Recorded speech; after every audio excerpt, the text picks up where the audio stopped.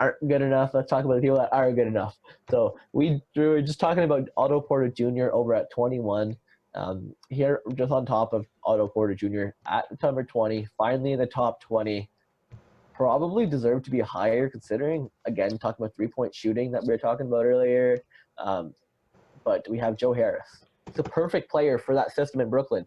They keep talking about trading for someone. He's a perfect guy. Don't trade him.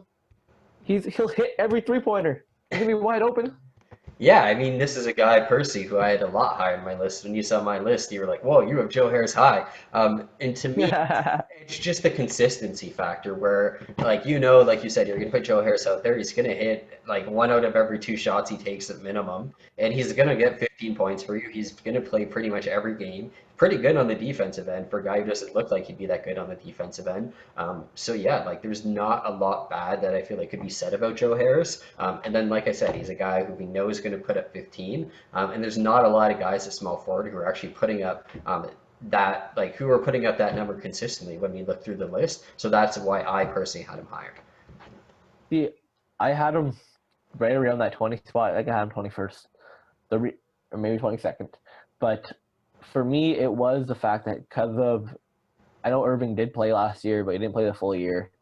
And they're bringing in Durant, and they might bring in a third star. They might ship out Dinwiddie and LeVert for another third star. This is without me even talking about LeVert. Jared Allen up and coming, getting more and more touches per game. I just think his touches are going to go down. I think he's going to hit with great efficiency. I think he's going to put up a Kyle Korver type of year where he hits that 45%, and we're like, wow. And that's pretty much what he's been doing the last couple of years. He's been doing amazing, but I just don't think he's going to be able to take as many shots. He's not going to get as many minutes in the court. If he does, the ball's just not going to meet his hands as much as it was last year. That Brooklyn team last year, whenever Kyrie Irving was not playing, and the year before that, they're a team that's built on ball movement, passing, getting around, and this ISO ball that Irving and Durant are going to play. It's going to allow Harris to have his most efficient year ever, but his stats are going to go down overall. It's possible, but I don't think he'll dip much lower than like 12. And even then, like if he's hitting at his Like post, 11. yeah, like and even then, if he's hitting at his post All-Star break numbers, like I believe he was 47% post All-Star break in just under 20 games. Like if he's hitting at 47%, I mean that's a guy. He had 47% on 5 attempts 2 years ago in Yeah, 76 games. yeah. So if he could clearly do that consistently, and if he could do that again, I mean, what more can you ask from a guy? That's a guy who, like you said, like Kyle Korver. Kyle Korver was an All-Star one year. And not saying he necessarily deserved it because I believe that was a game in Atlanta where just Atlanta players made it left, right, and center. But yeah, but clearly he has the potential to be a guy who other teams look at and they're like, oh man, I wish I had a Joe Harris. Maybe there's teams that do it right now, but he's a great shooter, and I feel like he's still going to find a way to get open. And I feel like we're not even considering that Kyrie, even on a good year, rarely plays more than 50 games. And I even then too, like yeah, you play ISO.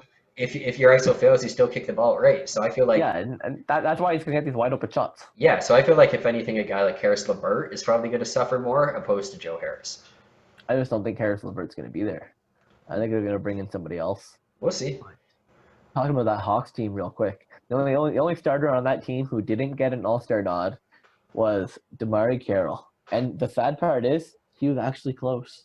Yeah, and I mean, he got a big contract at the end of that year, probably too, because Oh yeah, he did. I was the year he got his contract. he was a born Junkyard Dog so version 2.0.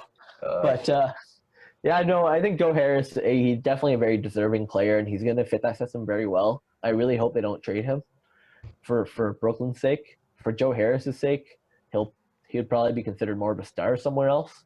I see him very, very a similar mold to Klay Thompson. If he'd be able to get those more touches per game and and improve his improve defense. and improve defense. Yeah, Yeah, because I mean, he was 63rd and on a 63rd and he's like got to get better defense, and steals. Yeah, that's another reason why he wasn't high for me.